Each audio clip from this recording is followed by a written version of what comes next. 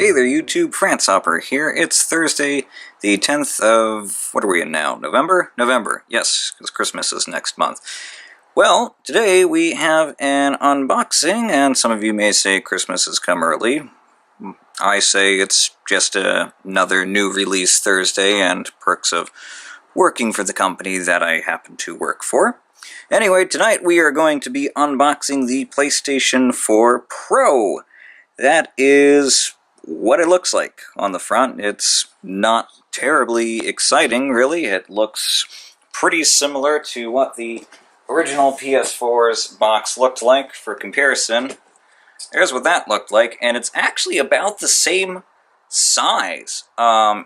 In terms of packaging, it doesn't have a very nice handle on top of it, though, and it's not cardboard. It's more paper this time, so they probably cut back on some packaging material. There is the side of the box, obviously PlayStation 4 Pro. There's the other side of the box, Sony PlayStation 4 Pro, what's included down on the side there. So you have the system, obviously, the redesigned DualShock Pro. You have your mono headset, HDMI cord, power, and USB cable, and then documentation, should you desire to read the manual. On the back, that's what it looks like. I guess Call of Duty this time around paid for promotional stuff. Last time you had slightly more varied back. Hilariously, also absent this time, the Vita, the console that Sony kind of forgot. Oh, not even console, handheld. Oh well. On the bottom is just the tech specs, regulatory information, and the serial number and all that stuff, so we're going to skip all of that, and we're going to go ahead and open it up. There's what it looks like. It's a Sony, obviously, because we have a box inside of a box. This actually reminds me a lot of the PS3's packaging now. So we're going to set it down like so. Obviously it's upside down. Alright, so let's go ahead and flip it over. And there you have it. On every single side of this is just simply PS4 Pro. PS4 Pro. Hey, did you hear? We have a PS4 Pro in here. So, let's go ahead and open up the top. Remarkably, no additional tape there. It just opens right up.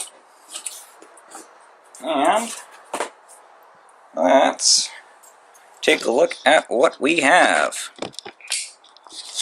So, we of course have the getting started stuff, or the quick start guide. Probably tells you pretty much everything that came with the original PS4, other than now it's in sparkling 4K. So we'll just toss that aside. And if we lift this up here, we have the console, and oh god, it's packed like a PS3, really. I remember fighting many, many times to get my PS3 back in the box with lining these stupid pieces of cardboard up on the side correctly, so not a huge fan of that being back. I think the original had much nicer packaging. In here, we probably have, let's see, power cords and stuff. Yep, we have the power cord. So this one, because it's a Pro system, has a Pro power cord. And oh, that's interesting. There is only two little prongs in there. Huh. So it's a thicker power cord, not quite what you would plug into the back of a computer.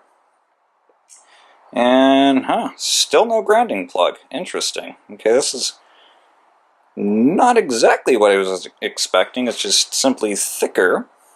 Huh. Interesting. Alright, we'll toss that aside.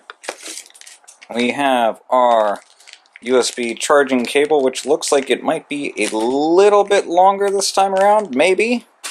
Maybe we'll get lucky. Let's see. Down below, there's more documentation and stuff, so I'm going to pause, set the camera down, and give you a top-down view of pulling this out, because I kind of want two hands, because this thing is a little bit thick and heavy. So I'll be right back.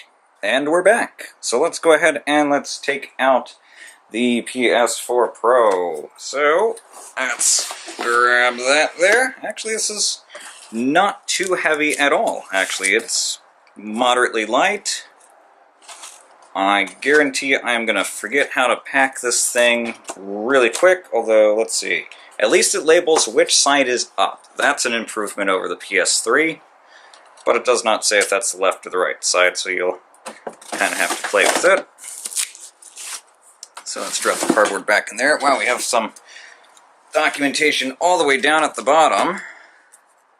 The best place to play. And it's the best place for advertising. How about that? I can see why that was at the bottom. It's going back into the bottom, never to be seen again. So, let's set the box aside. There's still some more cables down there because I haven't gotten the crappy mono headset out yet. Let's get a little bit closer there. And there we go. Excellent. This is the part where I hope the camera doesn't fall off the tripod. And if we unwrap it, looks like I have this upside down. So, that's the bottom, and hold it in place. You have the wonderful PlayStation symbols along the side there. Let's get you a little better look at that. You have a glossy PS4, or well, PlayStation rather, logo in the center. So this is what the back of it looks like. You have your power port on the left here. Then you have HDMI. This is your what does Sony even call this thing? aux port. That's for the camera. You have your optical out port. You have an additional USB port, finally, probably because of PlayStation VR, because I know that's where I'm going to be plugging mine in. And then you have the Ethernet port. I missed if this is gigabit or not. I should hope it is, because it's a Pro system, and streaming 4K over 100 is just painful / impossible. Now, I don't know why this has got a little seal on it here. I'm going to assume this is probably where the hard drive is here in the back.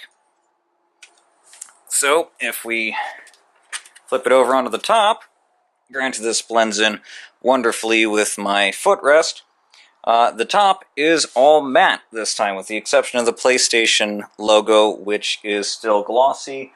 So if you didn't like the fingerprint magnet that the original PS4 was, at least the first edition of it when you still had the glossy faceplate, that's now gone for the most part. If we look at the front, this is what the front looks like. Your Blu-ray drive is up top here. If your power button below it, which clicks this time, which I think is kind of unfortunate. I kind of liked the touch buttons, but at the same time, I can see why they went to click. The heat of this thing would absolutely activate it, and I've had that happen a couple times with my regular PlayStation 4, so definitely makes sense to go with the click button this time around. On the right is the click button for the eject. This is where your light bar is now. And then on the right, you have 2 more USB ports. And the sides, not really anything to see. Let's see, are those on the left side too? Nope, so only on the right side, I don't think you're really going to be able to see them, are the PlayStation logos. You might see them there. And Sony was a little clever and did the circling part of the square where the optional stand would sit, and I think you can see it there. So yeah, that's about it. I'm pretty sure I've already showed what setting up a PlayStation 4 looks like. I don't suspect the Pro is really going to be much different. So I think that's going to be it. Time to hook this thing up and transfer everything over to the new system. That'll be it. Actually, I lied. I forgot about the additional cables on the bottom of this cardboard part that was on the side. So once you've taken the cables out of the top, you can just kind of grab it and pull this out. And then if we come over here, that kind of just flips up like so. And now we have the DualShock, so this is kind of important to actually open. Oh, that's interesting. It slides all the way up, so you kind of do that lever. Oh, here, hang on. Let's get the HDMI cord out since that one's out. So there's the HDMI cord. Now let's give that a little bit of a shake there. There we go. And then there's the useless mono headset. Really, this thing sucks. Which is unfortunate because Sony's good headphones are actually pretty good. So we'll toss that off to the side, and let's go ahead and get a look at the new DualShock 4, actually. So there is what it looks like. It feels pretty much the same. Notable differences, this is no longer glossy, so it's no longer a huge fingerprint magnet. Let's see, we still have the texturing on the trackpad. There's a little light bar that would be there now. Actually, you know what? So there you go. That's the changed light bar on the trackpad. Other than that, everything really feels about the same. So, slight improvements on it, but otherwise it's pretty much the same. So, that'll now do it.